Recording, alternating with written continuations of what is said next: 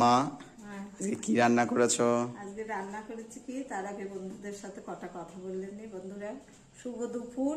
আমার মাজার যন্ত্রণার জন্য ডাক্তার কি ওষুধ দিয়েছে, সেই ওষুধ খেয়ে আমি অনবরত ঘুমিয়ে যাচ্ছি, যার জন্য ছেলে মাঝে মধ্যে রান্না করছে। আজ কয়েকদিন ভিডিও দিতে পারিনি।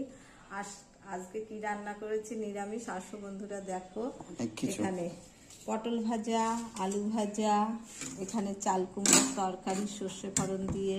আজকে একটু সুস্থ হয়েছে আর এক তারিখ রান্না আর আর বলে নাও। এই দেখো বন্ধুরা, পনির করেছি, এখানে পেঁপে দিয়ে মুগের ডাল করেছি, এখানে সাদা ভাত আছে, আর এখানে টক দই আছে। এই হয়ে রান্না বান্না করা হয়েছে বন্ধুরা। কালকে প্রচন্ড খাটনি কালকে গেছে। প্রচন্ড খাটনি হয়েছে। শিক্ষক দিবস ছিল, ছেলে তার স্টুডেন্টরা এসেছিল, আমার এর ভিতরেই প্রচুর খাটনি হয়েছে। তা বন্ধুরা, আমার রান্না বান্না তোমাদের কাছে কেমন লাগলো অবশ্যই কমেন্ট করে, সাবস্ক্রাইবার করবে, নতুন বন্ধুরা লাইক করবে, অবশ্যই দয়া করে আমার পাশে থাকবে। তোমাদের দয়া না হলে আমি কখনো এগোতে পারবো না। তোমরা ভালো থাকবে, সুস্থ থাকবে। নমস্কার।